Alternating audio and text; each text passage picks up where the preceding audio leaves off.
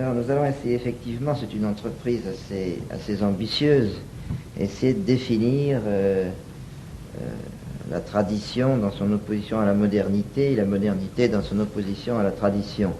Naturellement, il s'agit de concepts qui recouvrent une réalité énorme, qui recouvre une réalité qui à la fois porte sur des siècles, dans le cas de la tradition particulièrement, mais déjà dans le cas de la modernité aussi, et qui recouvre des phénomènes qui sont d'ordre presque planétaire. Alors, il est évidemment hors de question d'entrer dans des détails compliqués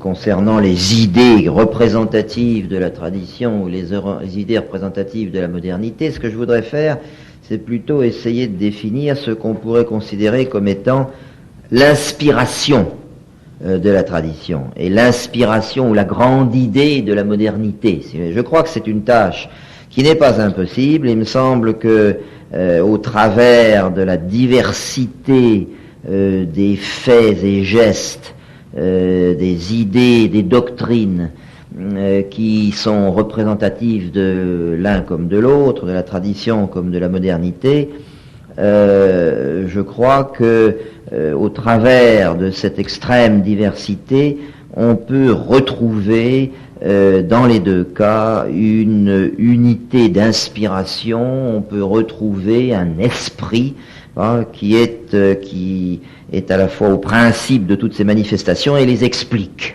Alors, nous allons commencer par la modernité, et puis nous verrons en fonction de la modernité ce que dit la tradition ou ce qu'il faut penser de la tradition dans ses rapports à la modernité. La modernité, encore une fois, je vais essayer de m'en tenir à ce qui me semble être l'inspiration profonde de ce qu'on peut considérer comme étant la modernité. C'est d'abord un terme qu'il faut un tout petit peu cerner. Je veux dire que si on demande à l'homme de la rue ce que c'est que d'être moderne, il aura une réponse toute prête. Il pensera par exemple que sa voiture est moderne si elle consomme moins d'essence, que sa voiture est moderne si elle va plus vite, que son frigidaire est plus moderne parce qu'il conserve mieux les aliments, etc. En un sens, par conséquent, voyez-vous, la notion de modernité, dans son sens le plus banal, mais sans doute le plus répandu, est corrélative ou signale l'idée ou le sentiment d'un progrès, et en particulier d'un progrès technique. Être moderne, c'est une qualité. C'est spontanément vécu comme une qualité, la qualité est une qualité en particulier technique. Alors, en ce sens, c'est un terme, si vous voulez, très vaste, très vague, très général, et on peut imaginer qu'il y ait toujours eu des modernes à toute époque du monde, dans la mesure où, même si le mot n'existait pas ou le concept n'avait pas exactement sa signification actuelle, il y a toujours eu des gens qui pensaient, si vous voulez, être plus efficaces, vivre mieux, vivre plus confortablement, ou être plus astucieux ou plus intelligents que n'étaient leurs ancêtres. Cela étant, ce n'est pas de ça qu'il s'agit naturellement. Ce qui doit nous intéresser ici, c'est une acception un peu plus philosophique, je dirais, du terme de modernité.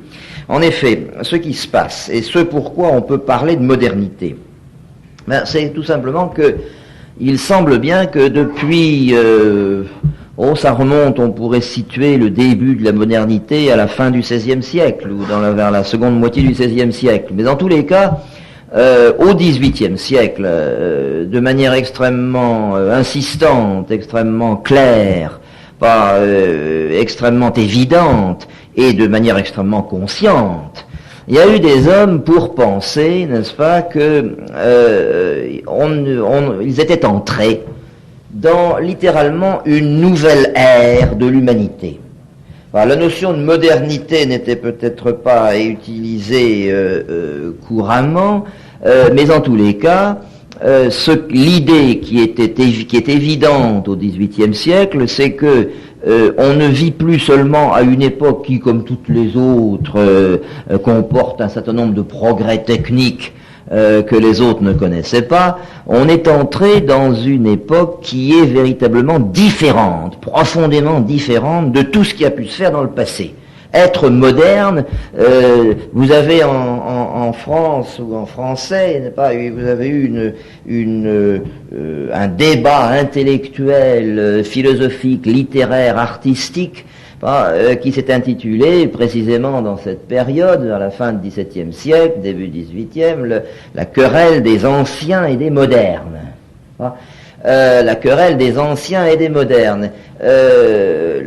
Et au XVIIIe siècle, même si les tenants des modernes dans cette querelle n'étaient pas exactement tout ce que les philosophes sont devenus au XVIIIe siècle, toujours est-il que la notion de modernité apparaît, et les philosophes du XVIIIe lui donnent un sens relativement précis.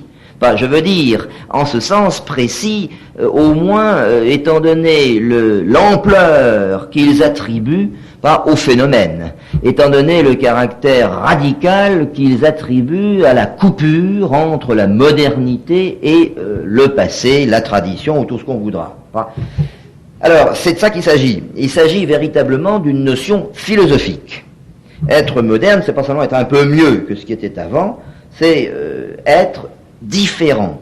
C'est, avec la modernité, vous avez pratiquement, n'est-ce pas, quelque chose comme un homme nouveau, un nouveau type d'homme qui apparaît, où l'homme apparaît dans la modernité sous une forme qu'il n'avait pas adoptée auparavant, qu'il n'avait pas connue auparavant. Il s'agit vraiment d'un homme qui, à certains égards, n'est-ce pas, qu'on n'avait jamais vu sur Terre avant.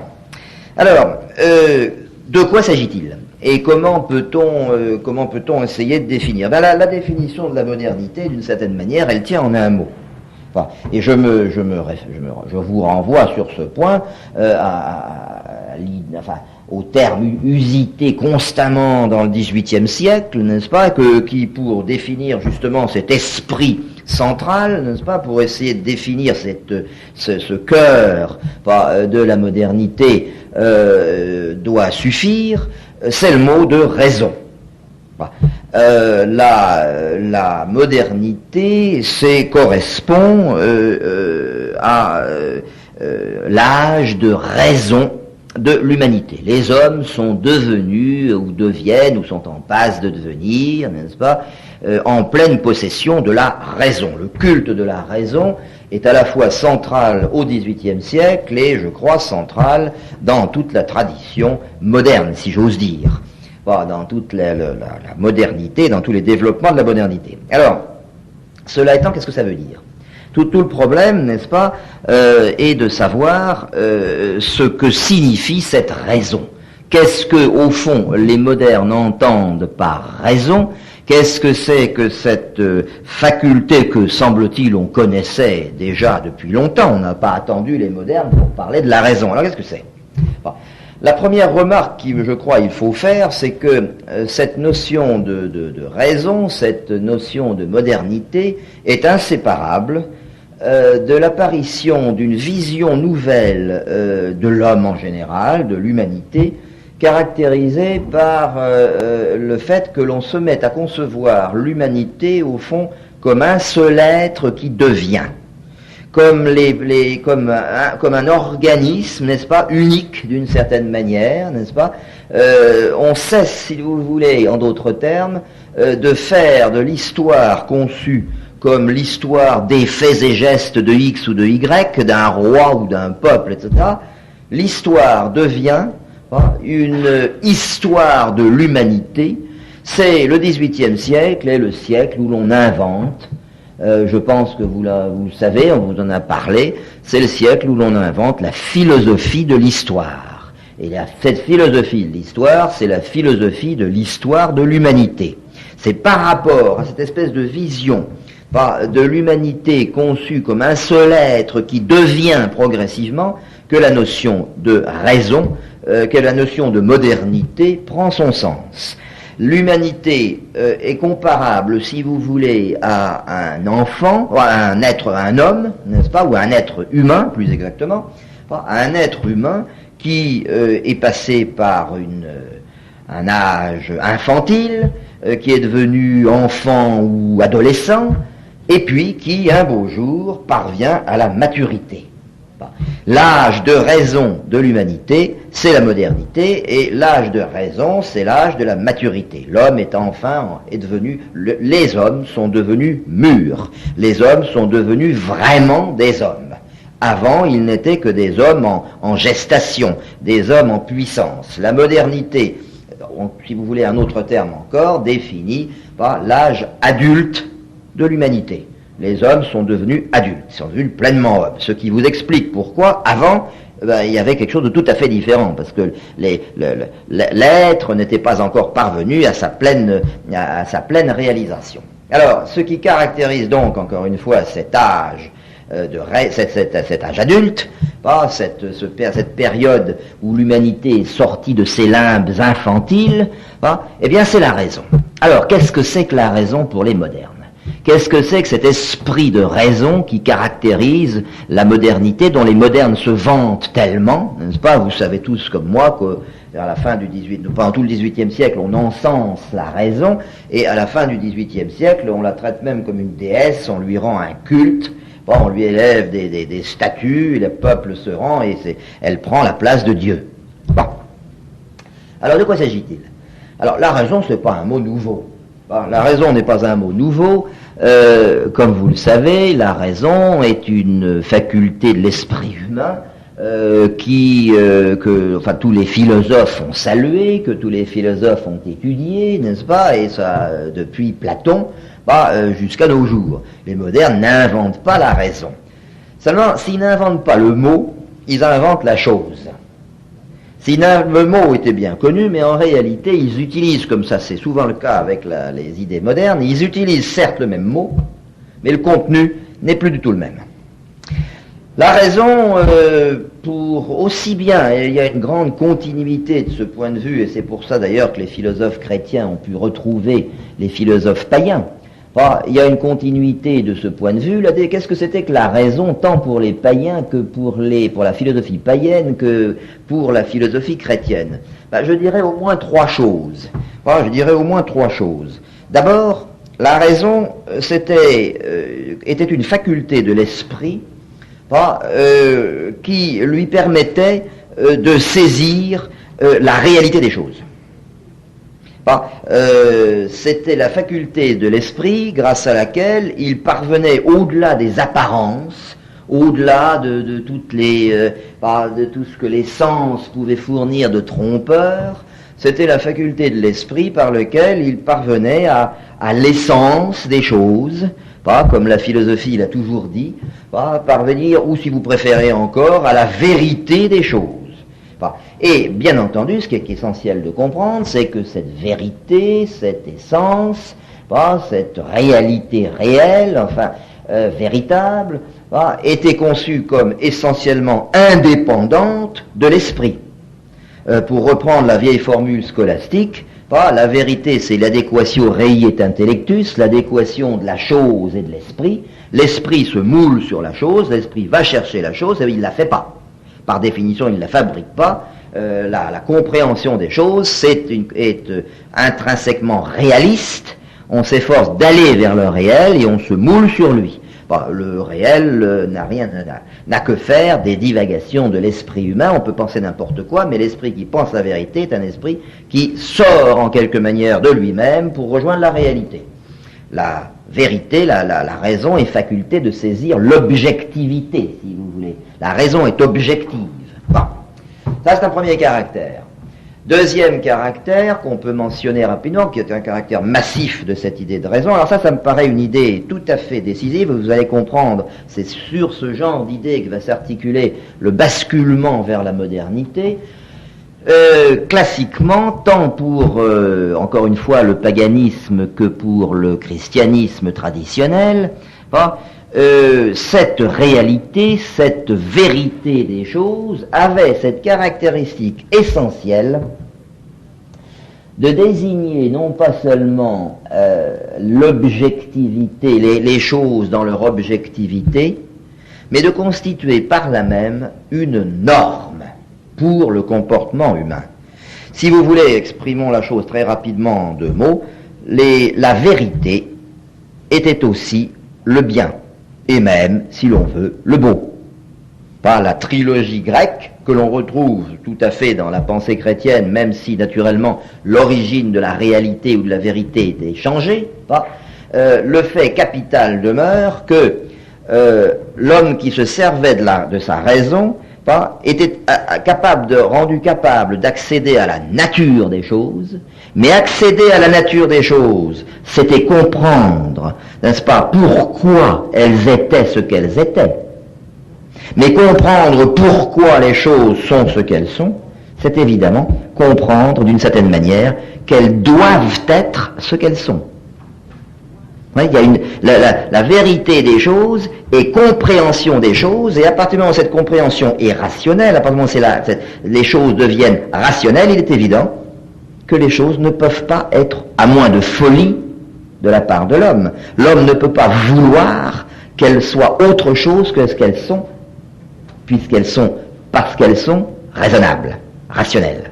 Donc, n'est-ce pas, cette vérité était en même temps norme de comportement. Je crois qu'on peut dire par exemple que lorsque dans Dieu dit pour les chrétiens je suis la voie et la vérité, n'est-ce pas, eh bien c'est effectivement la vérité est une norme. C'est la vieille idée traditionnelle philosophique. Bon. Et puis alors il y a une troisième et dernière caractéristique. Dans ces conditions, n'est-ce pas, il est bien évident que la raison est une faculté de l'esprit des hommes, mais il est bien évident que c'est une faculté qui s'exerce individuellement. Les hommes ont chacun une raison, s'en servent, puis il y en a qui s'en servent bien, il y en a qui s'en servent moins bien, il y en a d'autres qui s'en servent pas du tout. Chacun est responsable de l'usage de sa raison. Vous avez des sages ou des saints, vous avez des sages, ou à la grecque, ou vous avez des philosophes à la Saint Thomas, et puis vous avez des gens qui ne se servent pas de leur raison, et vous avez des gens qui, évidemment, ne cherchent pas à accéder à la vérité. C'est une chose. La raison est en droit la même en tous, mais en fait extrêmement différente d'homme à homme. Les hommes ne sont pas tous également raisonnables. Bon.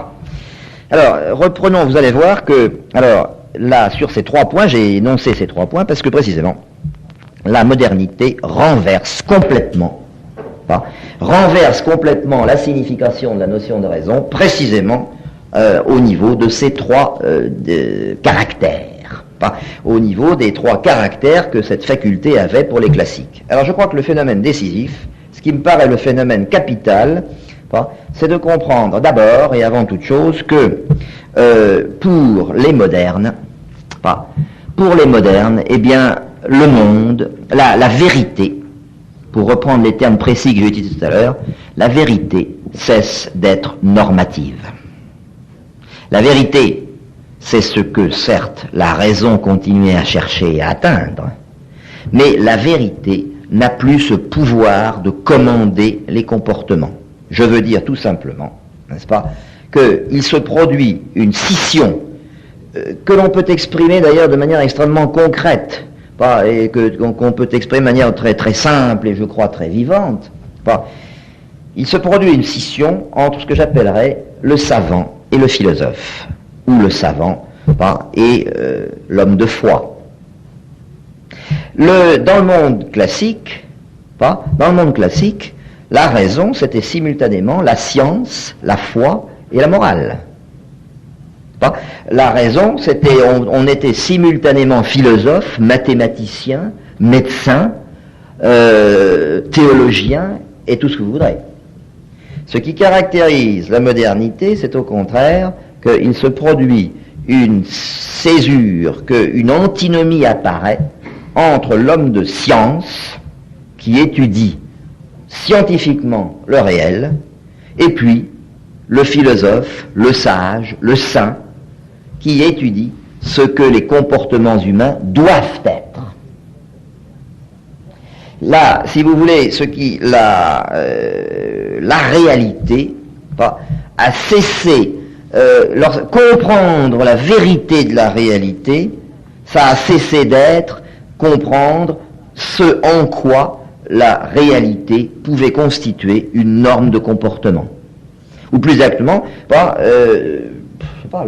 le fait d'élaborer une loi physique, n'est-ce pas, le fait de découvrir une loi de physique, vous le savez tous, d'une certaine manière, ne donne aucune espèce d'indication morale, éthique, hein, ne comporte aucune leçon pour le comportement des hommes. Eh bien ça, si vous voulez, c'est quelque chose qui me paraît absolument capital. Et pour l'exprimer d'un mot, je dirais que, si vous voulez, la raison, malheureusement le français ne dispose pas de deux substantifs, bien qu'il y ait deux adjectifs. La raison des classiques était une raison que j'appellerais, était la raison au sens d'une faculté d'être raisonnable. La raison des classiques était raisonnable. La raison des modernes a changé de sens, elle est rationalité. Le mot de raisonnabilité n'existe pas. Mais en réalité, les deux, la raison a changé de sens, elle était raisonnabilité, elle est devenue simple rationalité. En effet, vous comprenez qu'il se produit si vous voulez, une modification dans l'utilisation et dans la signification de cette raison, dès lors que le monde, n'est-ce pas, a perdu cette espèce dès lors que le vrai n'est plus le bien, dès lors que le monde a perdu ce sens qui faisait que l'ordre des choses s'imposait d'une certaine manière aux hommes comme leur loi implicite, du simple fait que, puisque les choses étaient bien comme elles étaient, le premier des devoirs de l'homme, c'était de respecter ça, ce qui était bien. Eh bien, du fait que, au fond, la nature est devenue en quelque manière un donné neutre, eh bien, la raison se modifie de deux manières. D'une part, elle continue éventuellement à être la science du réel, la science de la réalité, mais cette science ne consiste plus à comprendre ce qu'il y a de bien ou de bon dans la réalité, puisque par définition, il n'y a plus, le vrai n'est plus le bien, mais consiste simplement à comprendre comment ça marche, comment la réalité fonctionne. Ce qui du même coup vous indique la deuxième modification profonde qui intervient dans la notion de raison, ou dans la faculté de la raison, et la raison qui était spontanément contemplative, ou faculté de contempler dans le monde classique. Enfin, si vous voulez, d'une certaine manière, le prototype, n'est-ce pas, de l'homme classique, c'est le sage qui regarde les étoiles, qui voit l'ordre, et qui se dit, cet ordre est bon, cet ordre est harmonieux. Il est philosophe et savant, il est astronome et philosophe en même temps. Quand l'astronome moderne contemple les étoiles, il se dit simplement, je vais essayer de calculer à quel moment la Lune sera cachée par la Terre, je vais essayer de calculer les régularités. J'ai plus rien, il n'y a rien à contempler, c'est assez joli, oui, ça brille, les étoiles constituent un spectacle agréable, pas chercher au-delà. C'est essentiellement la nature se manifeste par des régularités, et par conséquent, ma raison sert d'un côté à essayer de déterminer ces régularités, et de l'autre, à me permettre de me comporter comme je veux par rapport à ces régularités. Si vous voulez, la raison rationnelle, c'est la science. Et la science, c'est la compréhension de la nature comme de quelque chose sur quoi on peut agir. La raison a cessé d'être contemplative, la raison est devenue utilitaire, elle est devenue science, et en devenant science, elle est devenue capacité d'action. Elle a cessé d'être une faculté théorétique, comme disent les philosophes, n'est-ce pas? Elle est devenue une faculté de pragmatique. Alors, alors vous comprenez que dans ces conditions, n'est-ce pas, il est bien évident que l'objectivité de la réalité, je vous ai dit tout à l'heure, la raison, c'était la saisie d'une vérité. Il est bien évident que l'objectivité de la raison, l'objectif saisi par la raison, a un caractère très différent dans le monde moderne. Certes, il ne s'agit pas de dire que la réalité est je peux la modeler comme je veux, qu'elle est à ma disposition, n'est-ce pas? Je ne suis pas maître des éclairs et du tonnerre et de la force des vagues, et que sais-je. Mais les phénomènes, la réalité que la science détermine a néanmoins ce caractère essentiel d'être essentiellement la réalité à laquelle l'homme s'intéresse en fonction de certains besoins. La réalité, c'est, au fond, ce secteur de la nature auquel je m'intéresse parce qu'il constitue pour moi un problème pragmatique, un problème utilitaire, et d'une certaine manière, n'est-ce pas, la science devient relative à la saisie que l'homme peut en prendre. Vous avez trouvé cette idée très bien exprimée, très profonde chez un homme comme Auguste Comte, que vous connaissez peut-être, le fondateur de cette philosophie qu'on appelait le positivisme. Auguste Comte, c'est un moderne très caractéristique, n'est-ce pas? C'est un homme qui croit en la science et dans le pouvoir de la science, et qui considère que précisément la modernité, c'est l'âge c'est ce que j'ai dit, l'âge adulte de l'humanité. Et comment cet âge adulte se caractérise-t-il? Il se caractérise par le fait que l'homme est capable d'une science, n'est-ce pas? D'une science positive, d'une science au sens moderne du terme. Mais dit-il, après avoir dit tout ça, il dit tout le savoir humain est relatif, relatif à nos besoins, relatif à ce que l'humanité veut faire. Il ne s'agit plus de saisir une vérité qui nous dépasse, ça existe peut-être, cette réalité qui nous dépasse, peu importe. Moi, ce qui m'intéresse, dit en somme le savant moderne, n'est-ce pas, c'est la réalité dans la mesure où elle peut m'empêcher d'exister comme je le veux, elle peut m'empêcher d'agir, elle peut me gêner, n'est-ce pas, et par conséquent, la réalité, c'est en réalité ce que je cherche, est circonscrite par ma capacité d'action sur la réalité. Bon, troisièmement, et par rapport au troisième caractère, ce qui est j'avais dit tout à l'heure, la raison est classiquement une faculté individuelle. Sa maturation est personnelle. Tous les hommes ne sont pas également raisonnables.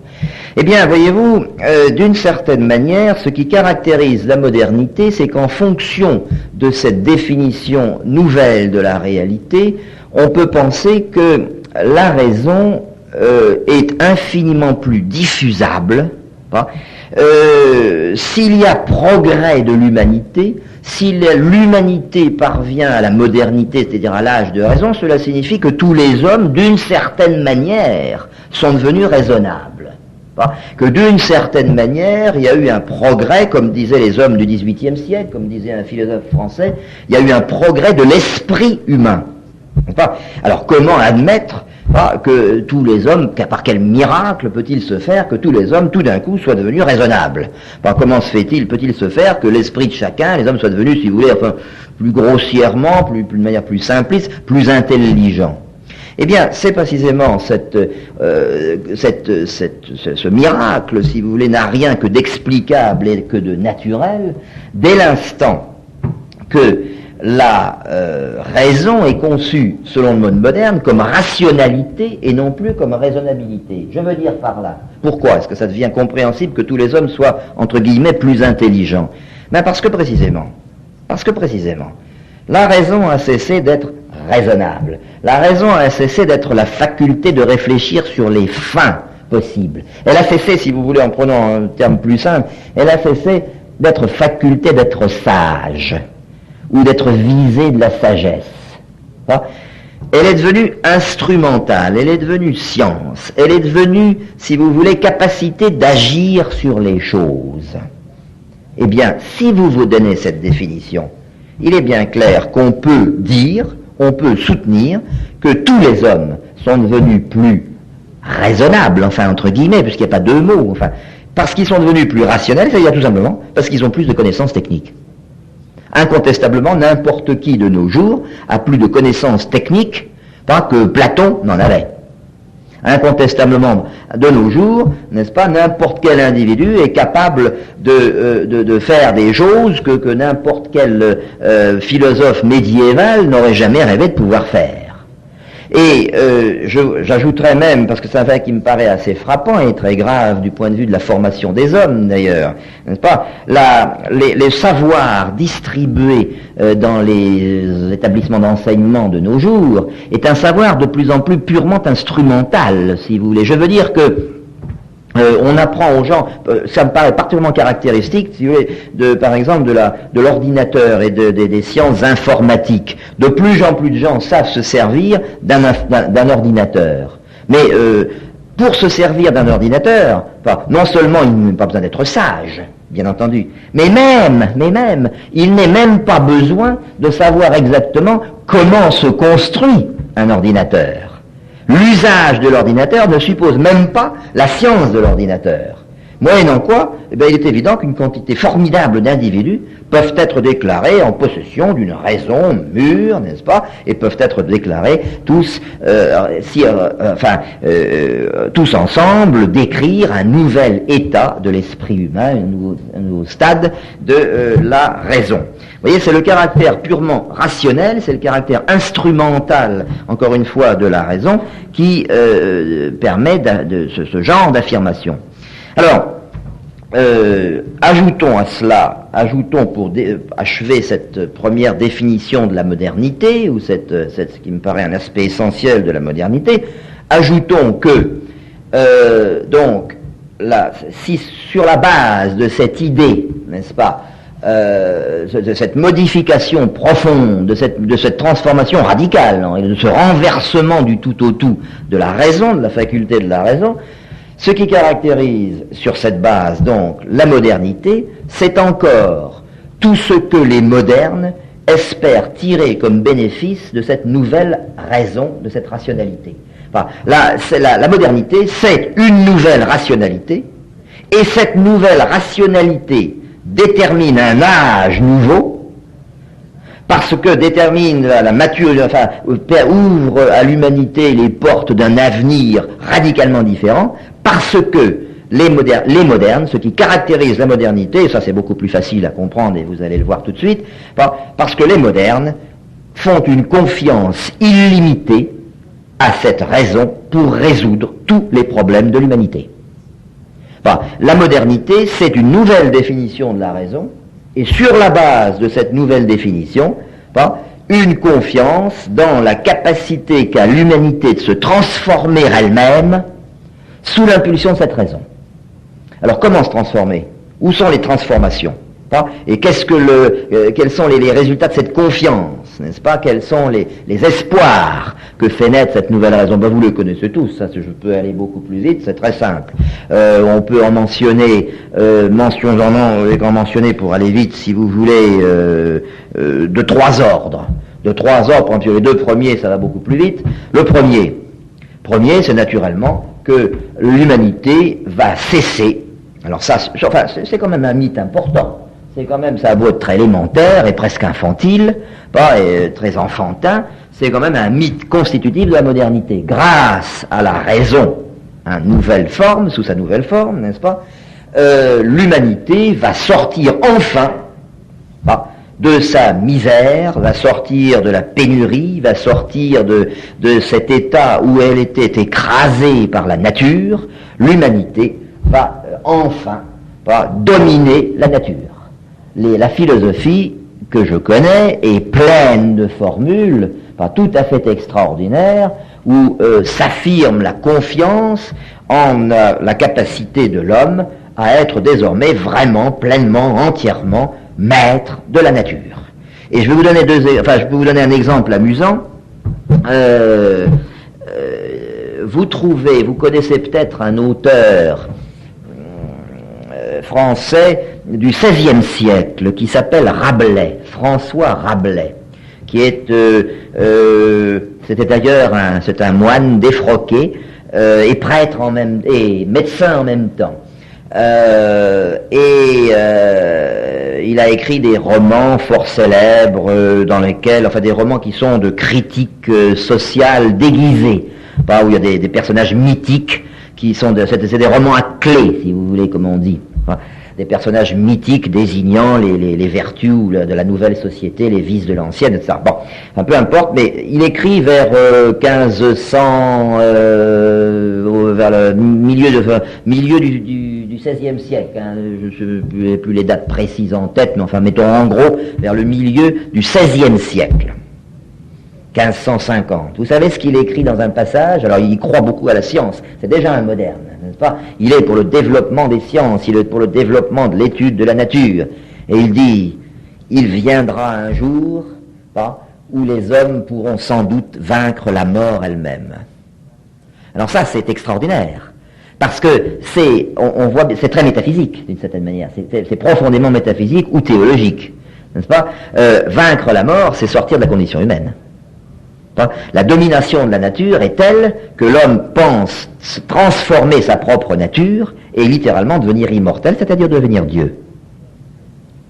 Là, les hommes attendent. Alors vous voyez que la modernité, c'est une phase nouvelle, véritablement, de l'histoire de l'humanité, parce que c'est la première fois que les hommes, d'une certaine manière, peuvent espérer cesser d'être hommes.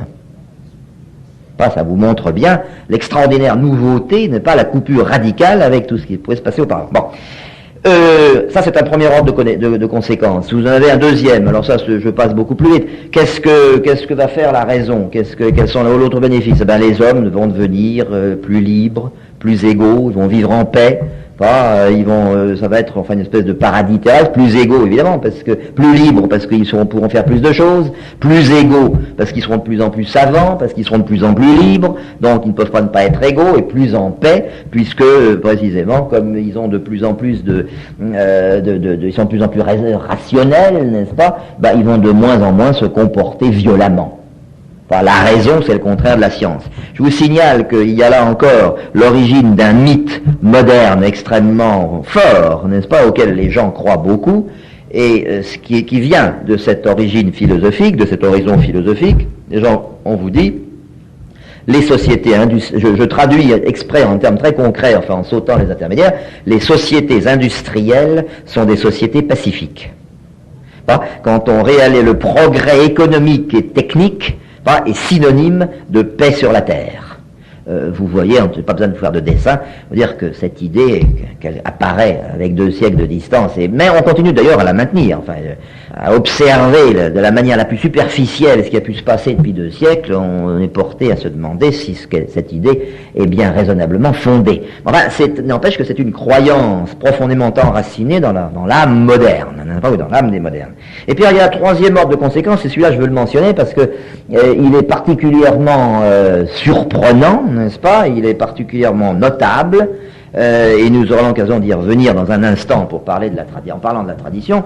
Le troisième aspect de la question, le troisième bénéfice que les modernes attendent de la raison, il est tout à fait extraordinaire. Ils pensent que grâce à elle, les hommes vont devenir meilleurs. Les hommes vont devenir bons. Les hommes vont devenir, enfin, si vous voulez, la rationalité va donner la sagesse. Vous voyez, on récupère la vieille idée. On récupère la vieille ambition, n'est-ce pas? La raison, c'était la science de la sagesse. Eh bien, la rationalité des modernes, ça, c'est vraiment la raison qui donne la sagesse. Les anciens se trompaient, les chrétiens se sont trompés, c'est leur raison ne sert à rien. La raison des modernes, elle sert à ça. Et pourquoi? Alors, vous trouvez cette idée exprimée dans tout le XVIIIe siècle. C'est extraordinaire, n'est-ce pas? Les auteurs, les philosophes, comme on dit, les philosophes des Lumières, n'est-ce pas, sont unanimes sur ce point. Le développement du savoir équivaut à une amélioration morale de l'humanité. Et alors, je vous signale au passage, nous y reviendrons en conclusion, mais je vous signale déjà l'idée, elle est très remarquable. Quelle est leur logique? Pourquoi est-ce qu'ils disent ça? Ça veut dire, si vous voulez, en d'autres termes, que si vous êtes capable de construire un frigidaire, vous êtes un homme meilleur. Bon, pourquoi? Eh bien, le raisonnement peut être restitué de la manière suivante. Ils pensent que, au fond, les hommes ne sont pas vraiment mauvais en eux-mêmes, mais que c'est simplement le malheur dans lequel ils vivent qui les rend mauvais. Quand vous avez faim, vous êtes méchant. Quand vous êtes rassasié, vous êtes bon. Alors évidemment, sur ces bases, je vais revenir tout à l'heure sur cette idée, elle me paraît très importante, mais enfin je vous montre ce qu'ils veulent dire tout simplement dans un premier temps. Quand vous êtes rassasié, vous êtes bon. Par conséquent, comme la science, c'est le progrès économique, c'est le progrès technique, la science rend les hommes bons.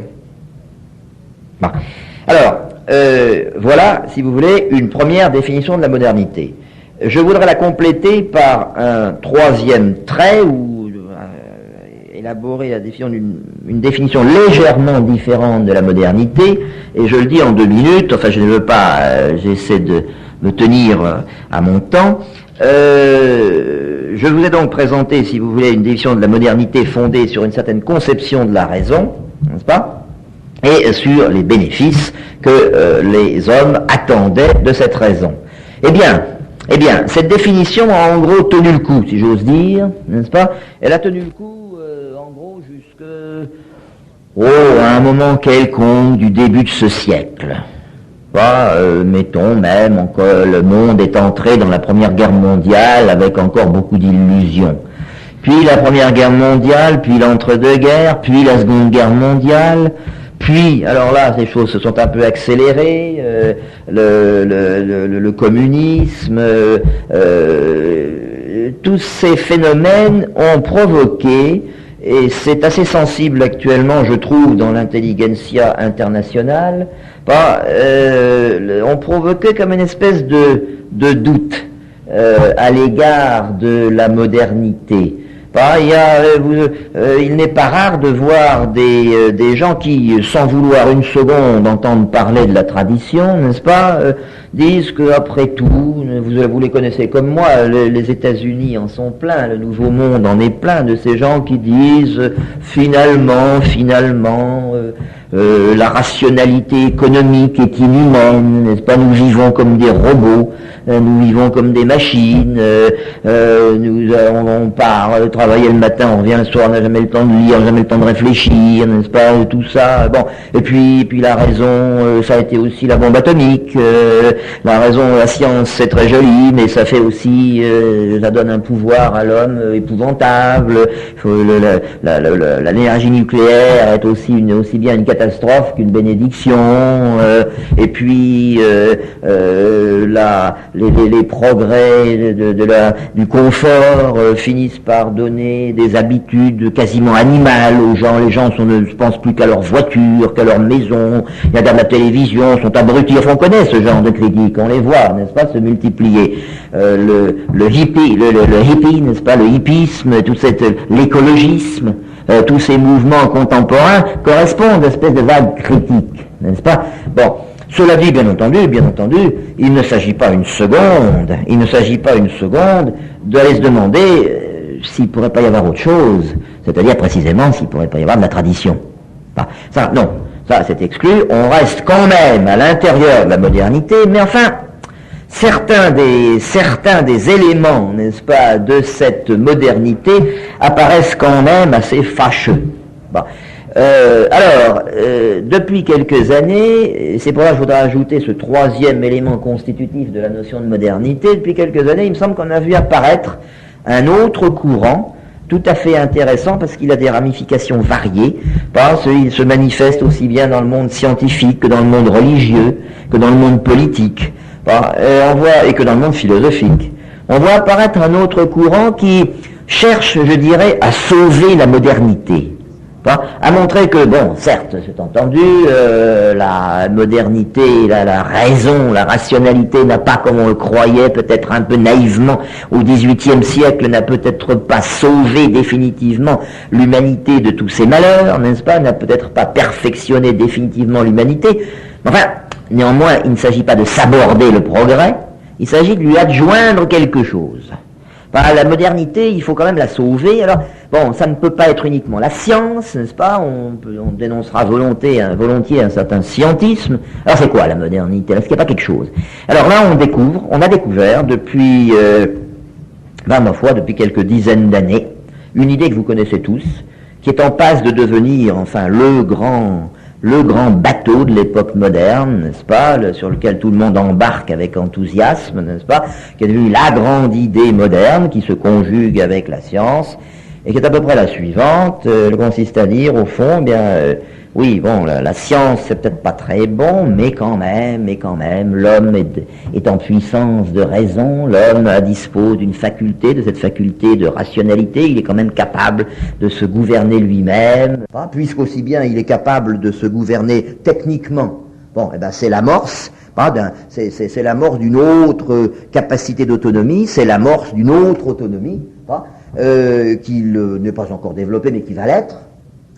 Eh bien, cette espèce de foi dans le potentiel humain, cette foi qui se dirige sur un homme qui n'existe pas encore, mais qui est censé devoir exister, et qui est censé devoir exister en tout homme, c'est les droits de l'homme.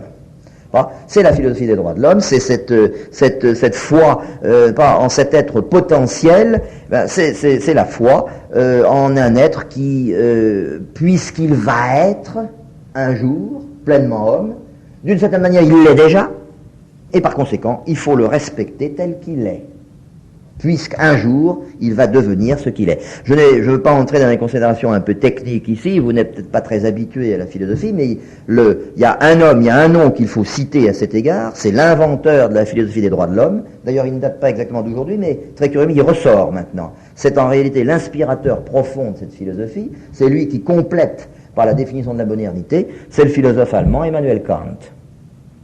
Le kantisme qui ressurgit en France à plein gaz, le kantisme qui est aujourd'hui en France un mouvement en plein redéveloppement, parce qu'enfin on connaissait Kant, n'est-ce pas, correspond très exactement à cette espèce de déception à l'égard de la science et des résultats de la rationalité, mais qui se transforme tout d'un coup en un optimisme, parce que précisément l'homme n'est naturellement pas bon comme il est, mais il est bon en puissance, donc il faut le respecter tel qu'il est. Cette espèce de raisonnement parfaitement vicieux est caractéristique du kantisme et caractéristique, à mes yeux, du dernier stade de la modernité ou de la définition complète actuelle de la modernité. Ce qui conduit, vous l'avez compris naturellement, à définir la modernité dans son opposition à précisément ce qui vient avant, aux ténèbres obscures des siècles qui ont précédé les siècles modernes, ce qui aboutit à faire de la modernité la période où l'homme est enfin capable de tolérance, est enfin capable de respect de l'autre, est enfin capable de dialogue, est enfin capable de discussion, de libre débat, est enfin capable... Pas à peine d'accumuler les termes, vous les devinez, on peut en accumuler 10 autres, n'est-ce pas? Et ils sont tous, ils désignent tous la même idéologie, ou ils procèdent tous de la même idéologie, n'est-ce pas? Qui est, encore une fois, complémentaire et qui semble parfaire la définition d'une modernité conçue comme un âge quasiment de perfection humaine achevée. Ce que la science ne donne pas suffisamment, eh bien les droits de l'homme le donnent, et précisément en cumulant, en additionnant science et droits de l'homme, vous obtenez une humanité quasiment parfaite. Bon, alors, il est temps d'en venir, je n'ai que trop parlé, mais ce sont quand même des idées assez compliquées, je ne peux pas aller trop vite quand même, sinon ça n'a plus de sens. Je vais, comme ça arrive souvent, consacrer moins de temps à ce qui est le plus intéressant, pas après avoir consacré trop de temps à ce qui l'était moins. Je vais maintenant me tourner vers la tradition.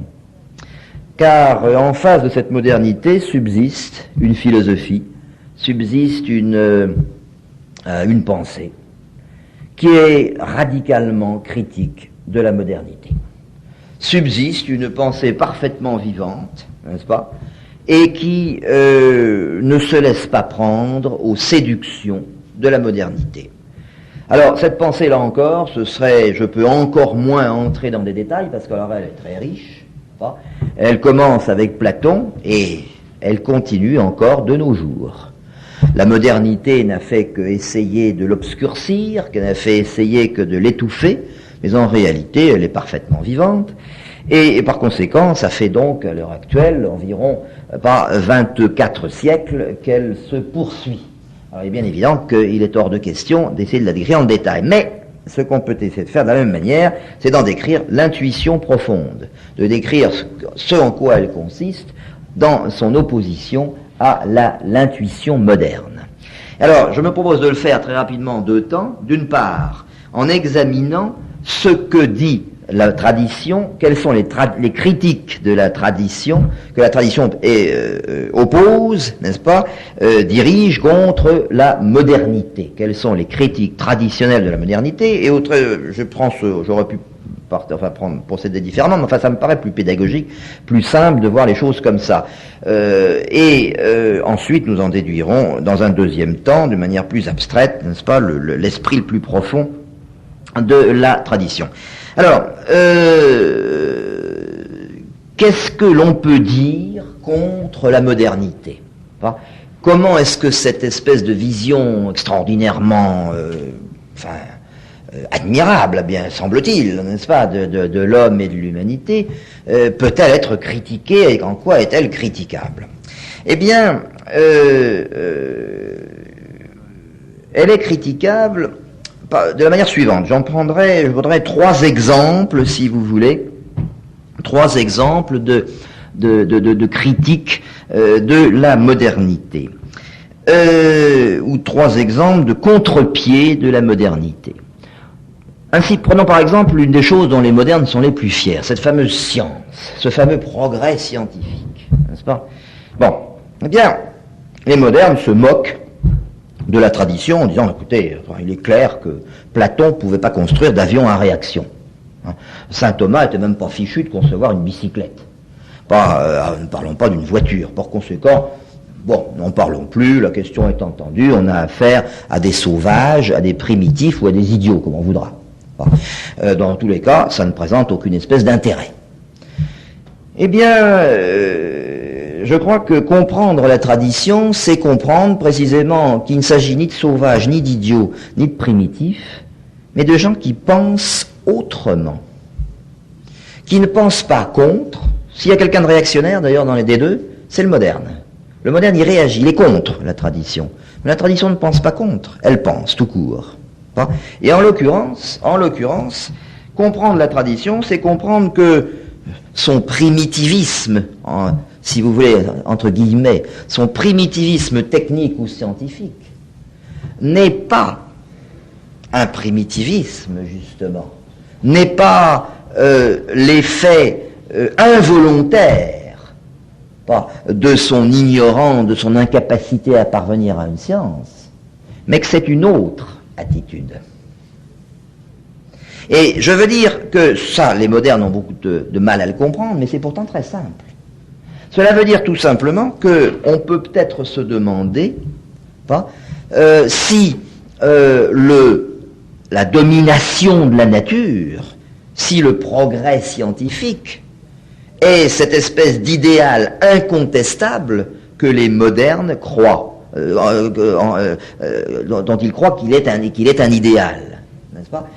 Est-ce que le fait de dominer, d'être capable d'agir sur les gènes, pas sur l'homme avant qu'il soit né, est-ce que tout cela est une bonne chose? La tradition répond sans esprit critique, elle ne cherche pas à critiquer, elle a toujours dit une chose très simple. Elle a dit, et je vous renvoie à ce que je disais tout à l'heure de la raison, qu'est-ce qu'elle dit, la tradition? Eh bien, elle dit tout simplement que il y a peut-être, et ce n'est pas parce que les modernes ne le voient plus que cela n'existe pas. C'est pas parce que les modernes sont incapables de le voir que cela n'existe pas. Il y a peut-être dans les choses, dans la nature, comme on le voit dans les étoiles, un ordre secret. Il y a peut-être dans la nature, il y a peut-être dans le monde, dans l'univers, un plan secret. Il y a peut-être dans la nature, il y a peut-être dans le monde, dans l'univers, un plan secret. Il y a peut-être un sens des choses. Il y a peut-être une harmonie profonde. Il y a une beauté dans les choses, ou il y a du bien dans les choses, qu'il s'agit précisément de découvrir. Et non pas de nier brutalement, et de considérer comme étant en réalité imagination enfantine. L'attitude traditionnelle consiste à interroger les choses avant d'agir sur elles. Et en interrogeant les choses avant d'agir sur elles, eh bien la tradition trouve des raisons de ne pas trop agir sur elles.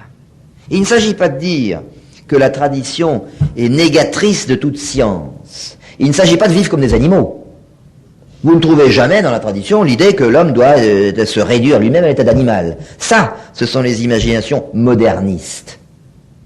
Mais la tradition dit simplement, eh bien, la technique, et je crois que nous en parlions l'autre jour ensemble, monsieur l'abbé, il me semble, la technique, le développement technique pose une question. Tout simplement. Le développement technique pose une question, jusqu'à quel point est-il bon, à partir de quand est-il mauvais? Et vous le voyez tout de suite, je passe là encore, n'est-ce pas, rapidement, cette question n'est pas idiote. Cette question, ce n'est pas la question d'un primitif ou d'un ignorant, c'est la question d'un sage.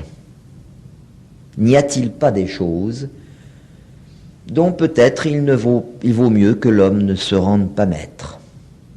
Croyez-vous en conscience que ce soit une bonne chose que de pouvoir manipuler les gènes humains de manière à pouvoir, on ne sait pas, peut-être, construire une espèce de nouvel homme monstrueux?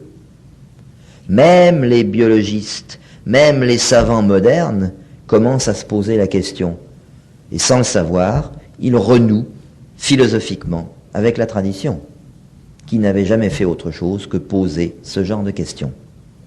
Prométhée est enchaîné à son rocher parce qu'il a dérobé le feu aux dieux et l'a donné aux hommes. L'image mythique, vous la connaissez bien, elle signifie simplement qu'il y a peut-être des connaissances qu'il n'est pas dans la nature de l'homme de posséder. Ce n'est pas, encore une fois, de l'ignorance ou de la stupidité, c'est de la sagesse. Deuxième exemple, prenons un autre exemple. Bon, je passe sur autre chose que je pourrais ajouter. Bon, deuxième exemple, les sociétés traditionnelles, disent les modernes, n'est-ce pas? Les sociétés traditionnelles, chacun le sait, sont des sociétés misérables. On y meurt de faim, on y meurt de froid, les hommes y meurent de maladie, c'est des sociétés épouvantables dans lesquelles pratiquement les hommes vivent comme des animaux, précisément. Alors, tandis que le monde moderne a offert à l'homme des conditions enfin humaines d'existence. Bon, ça, c'est notre argument que vous connaissez très bien, n'est-ce pas? Les traditionalistes sont des réactionnaires, des retardataires, des passéistes, n'est-ce pas? Bon, ils sont pas modernes, justement. Enfin, bon. Alors, que faut-il penser? Eh bien, là, non seulement la tradition répond, mais elle est critique du développement économique. Elle est explicitement critique, si vous voulez, de la société industrielle ou de la société de consommation. Et qu'est-ce qu'elle dit, la tradition? Oh, c'est pas très compliqué. C'est très simple. Et là encore, sa réponse n'est pas d'ignorance, mais de choix. Elle choisit de n'être pas pour ce développement. Et pourquoi? Au nom de quoi est-ce qu'elle choisit d'être, si vous voulez, contre le Dieu du monde moderne, contre le développement économique et social? Pourquoi est-ce qu'elle est contre? Je dirais au moins, par exemple, donnons deux raisons. Je pourrais vous donner deux raisons qui sont les raisons qui me semblent massives, principales. La première raison, c'est qu'en somme, la tradition vous dit, et quand je dis la tradition, en l'occurrence, je me permets d'insister, c'est l'une des idées, et ça c'est souvent inconnu d'ailleurs, on ne se préoccupe rarement de ce genre de thème. C'est l'une des idées les plus constamment répétées dans toute la philosophie païenne et chrétienne. Dans tous les systèmes philosophiques, vous trouvez exprimé de la manière la plus explicite non seulement la méfiance, mais le refus ce qu'on appellerait aujourd'hui le développement économique. La critique de l'activité économique comme telle, consciente, lucide et organisée. Et pourquoi? Je dirais pour au moins deux raisons. La première, c'est que les classiques, la tradition, considère que plus on satisfait de besoins, et plus on en éprouve.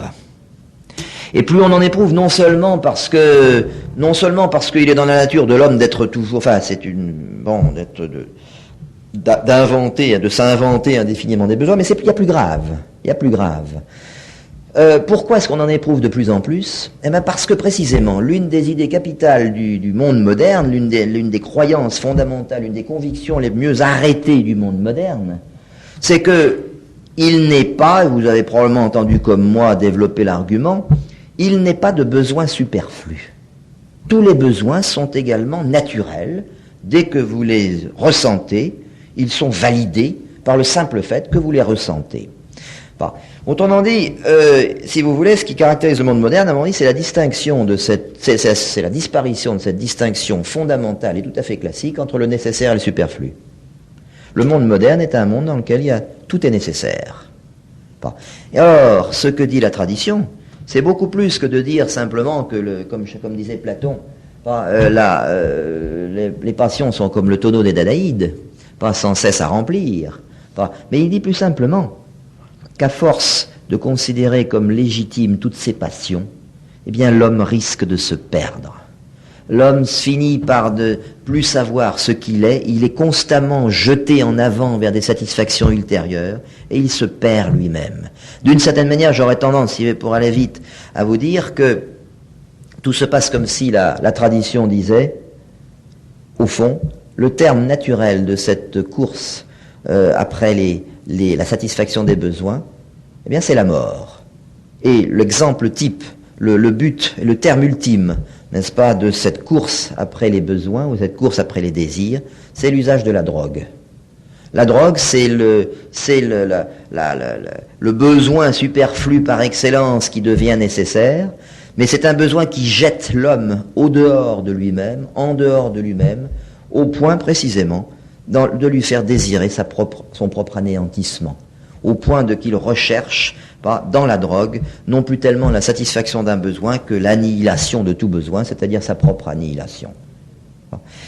Et deuxième raison, ça c'est une première raison, enfin que je vais très vite, j'espère que je suis très schématique, je pourrais développer tout ça. Deuxième raison, et là encore c'est constamment présent dans toute la tradition, et je l'ai mentionné tout à l'heure, j'ai dit l'un des dogmes les plus assis, les plus arrêtés de la modernité, c'est que quand on fait du commerce, on ne fait pas la guerre. Quand on se développe économiquement, on pense à autre chose qu'à faire des armements. Et quand on fait de l'économie, on s'enrichit, et quand on s'enrichit, on devient meilleur, etc., etc. Enfin, vous connaissez la thématique. Eh bien, la tradition dit c'est exactement l'inverse. C'est parfaitement faux. Si vous voulez, en un mot commençant et pour le dire, la tradition affirme l'économie, c'est la guerre. Le développement économique, c'est la guerre. Et je n'en donnerai qu'un seul exemple. Là encore, je ne vais pas me lancer parce que je pourrais parler des heures sur ce thème, mais je n'en donnerai qu'un seul exemple. On vante les mérites de la concurrence, et l'on a parfaitement raison. Car effectivement, la concurrence est un instrument d'efficacité économique, d'amélioration des produits mis sur le marché, etc., etc. Il ne s'agit pas sur le plan strictement économique, la concurrence est un principe indiscutable, dont les effets bénéfiques sont indiscutables. Mais, ce qu'on ne voit pas, parce que les économistes s'en fichent, et puis la population aussi d'ailleurs dans son ensemble, mais elle souffre de cette maladie sans la comprendre. Ce qu'on ne voit pas, mais c'est que la concurrence est une guerre, et que le terme de la concurrence, c'est l'annihilation du concurrent. La concurrence réussie pour un individu, c'est la disparition du concurrent, et c'est, comme on dit, l'occupation du terrain qu'il occupait, et c'est l'accroissement, comme disent maintenant noblement les industriels, c'est l'accroissement des parts de marché. Les relations économiques sont des relations de guerre, tant sur le plan international que sur le plan national. Les sociétés économiques, et voilà encore une profonde sagesse de la tradition, les sociétés économiques sont des sociétés qui sont en réalité faussement pacifiques. C'est ce que j'appelle personnellement, j'ai toujours défini, comme des sociétés qui sont simplement formellement non violentes. C'est-à-dire que, ça veut dire simplement que lorsqu'on pratique la concurrence économique, il est exclu en principe, il est interdit en principe, et d'ailleurs en principe, parce qu'en fait on y a recours de temps en temps, les manœuvres noires, bon, mais il est en principe exclu d'aller trouver son concurrent avec un revolver à la main. Bon, il est en principe exclu d'avoir recours à l'élimination directe et physique des concurrents ou des partenaires économiques. Mais à part sous la réserve de cette seule restriction, et encore une fois qui ne vaut même pas toujours, en réalité, le dogme moderne est parfaitement fallacieux et la tradition se borne à rappeler une vérité d'évidence. Troisième et dernier exemple, bon alors là, je ne sais même pas sinon il est tard, je pourrais demander, là, il y a un troisième exemple, là, les modernes se vantent d'avoir découvert le régime politique parfait, la société politique parfaite. Ils se vantent d'avoir découvert la démocratie.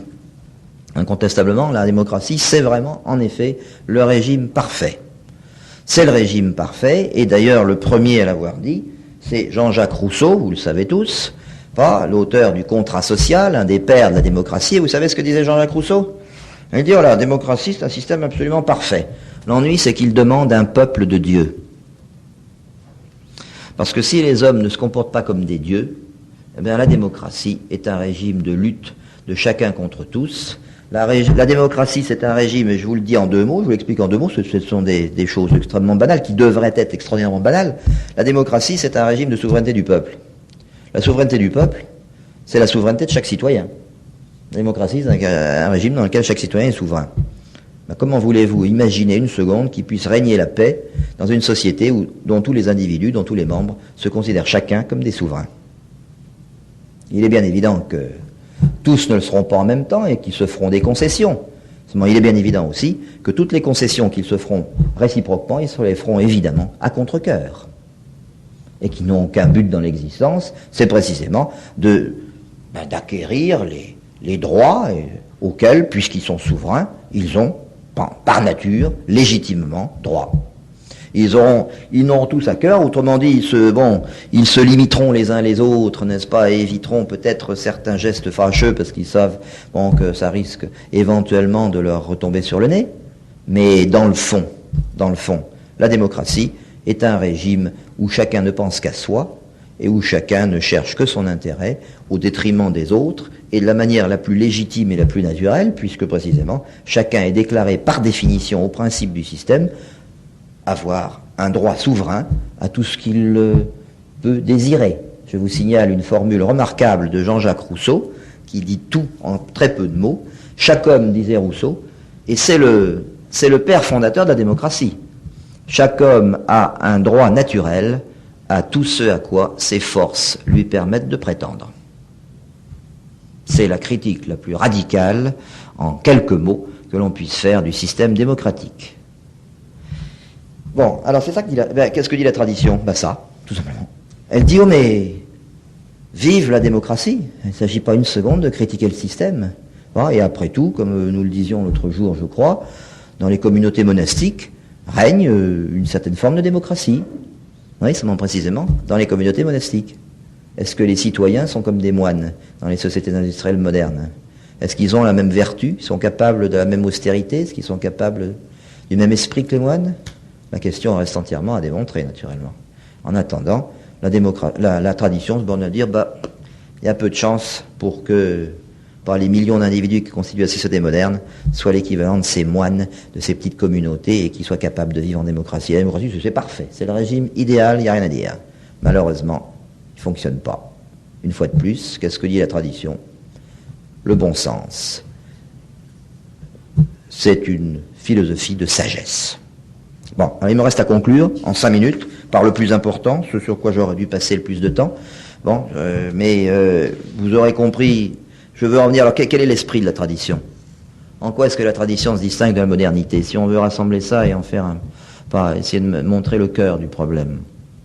Si vous reprenez les exemples que j'ai considérés, prenez la critique de la démocratie, prenez la critique des sociétés économiques, industrielles, etc., de consommation, prenez la critique de la science Quelle est la critique, au fond, chaque fois, la même qui revient? Quel est le principe profond, sous-jacent à toutes ces critiques? C'est toujours le même, il est élémentaire. lorsque l'homme se dote d'une science qui dépasse peut-être ses capacités, lorsque l'homme se dote d'une capacité de production ou d'une organisation économique productive qui le conduit à s'annihiler lui-même ou à entrer en guerre avec ses semblables, quand l'homme se dote d'un type de société qui le contraint mécaniquement à entrer en guerre avec ses semblables, qu'est-ce qu'il fait? Il dépasse tout simplement ce qui est permis à l'homme. Qu'est-ce que c'est que l'essence de la tradition? Qu'est-ce que c'est que l'intuition fondamentale de la tradition? Elle est très simple. Je dirais que l'opposition de la tradition et de la modernité se résume très simplement de la manière suivante.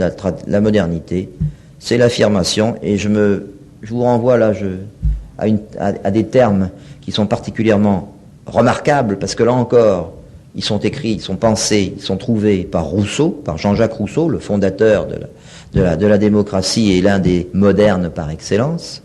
Les modernes croient, je prends les termes de Rousseau, que l'homme est un tout parfait. C'est Rousseau qui l'a dit. Un tout parfait. Chaque homme est un petit univers fermé sur soi, et comme tous les univers fermés sur soi, il ne demande rien à personne, il est content de ce qu'il est, il est parfait. L'intuition centrale de la modernité, c'est la perfection de l'homme. L'intuition centrale de la modernité, c'est que l'homme est capable de se prendre, non seulement de se prendre, ça c'est très facile, mais c'est qu'il est même capable d'être un Dieu. Et qu'est-ce que c'est que l'intuition de la tradition? C'est que l'homme n'est pas parfait. C'est l'imperfection, c'est la fragilité, c'est la faiblesse fondamentale de l'homme, ou ça tient en un mot d'ailleurs, et ça, il faut reconnaître que les chrétiens l'ont dit mieux que les païens. C'est là où la philosophie chrétienne manifeste une supériorité théorétique, même en tant que philosophie, pas seulement en tant que théologie, sur la philosophie païenne. Les chrétiens l'ont mieux dit que les autres, parce que précisément, s'il y a une chose que les Grecs ne pouvaient, si des choses que la tradition païenne ne pouvait pas expliquer d'une certaine manière, c'était l'existence du mal dans le monde. Bon, pas le temps d'insister sur ce thème important, mais enfin, toujours est-il que c'est un grand problème. Tandis que les chrétiens le résolvent. Bon, il y a du mal dans l'homme parce que l'homme est libre. Autrement dit, bon, l'homme est imparfait parce qu'il est parfait parce qu'il est libre, mais il est imparfait parce qu'il est libre. Autrement dit, l'intuition centrale de la tradition, représentée tout particulièrement par le monde chrétien précisément, c'est tout simplement que l'homme est une créature pécheresse. Alors il me resterait, j'avais une idée capitale, encore, une dernière si vous voulez, je pense que ça vous intéresse. Les modernes vous diront à ce moment-là, autrement dit, il y a une opposition fondamentale, l'homme qui a péché, l'homme qui est parfait. Et je vous ferai remarquer que ce n'est pas un hasard, j'avais l'occasion de le dire tout à l'heure, ça me paraît absolument décisif. Ce n'est pas un hasard si l'Église catholique moderne ou moderniste, comme on voudra, a pratiquement exclu de son vocabulaire le mot de péché. Elle est moderne parce qu'elle ne pense plus le péché. Elle est moderne parce qu'elle est devenue incapable de penser l'imperfection de l'homme. L'erreur à la fois philosophique et théologique de l'Église moderniste, c'est son incapacité à penser que justement l'homme est un être à faire, qui n'est pas immédiatement donné dans sa perfection.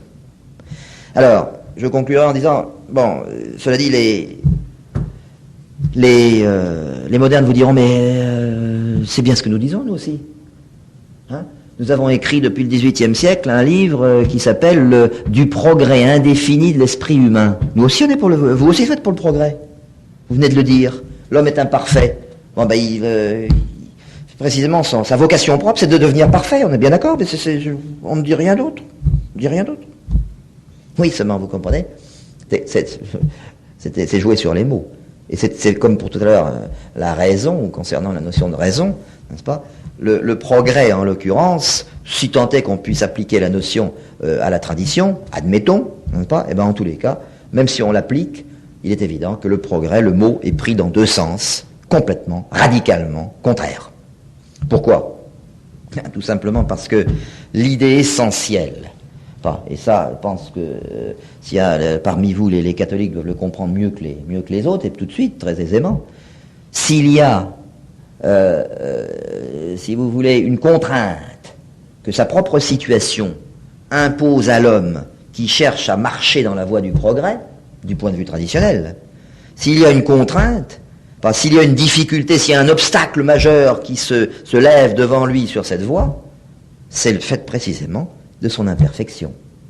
C'est précisément parce qu'il est imparfait qu'il doit le devenir meilleur, mais c'est parce qu'il est imparfait qu'à l'aide de ses seules forces, il n'a peu de chance d'y arriver tout seul.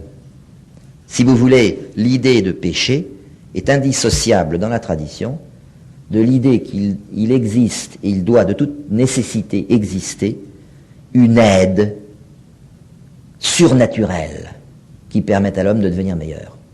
Qu'il doit exister une force qui n'est pas humaine par définition, pas pour que l'homme devienne meilleur. Si vous voulez, en un mot commençant, pas, à tout péché, il faut, pour sa propre rédemption, la grâce. Eh bien, s'il y a une idée qui est étrangère à la modernité, c'est bien celle-là. Qu'est-ce qu'affirme la modernité? Qu'il y a progrès, certes, mais comment se fait ce progrès? Ben, je vous l'ai dit tout à l'heure, par la science. Par la science, l'homme devient meilleur. Par la science, il devient plus riche, il devient tout ce qu'on voudra. Autrement dit, ce qui caractérise le progrès des modernes, c'est qu'il s'agit d'un progrès que l'humanité est capable d'opérer par ses seules forces. Ce qui caractérise la modernité, c'est l'athéisme, représenté, par exemple, par cette idée que précisément, l'homme est capable, à lui seul, par lui seul, l'humanité est capable de faire son salut.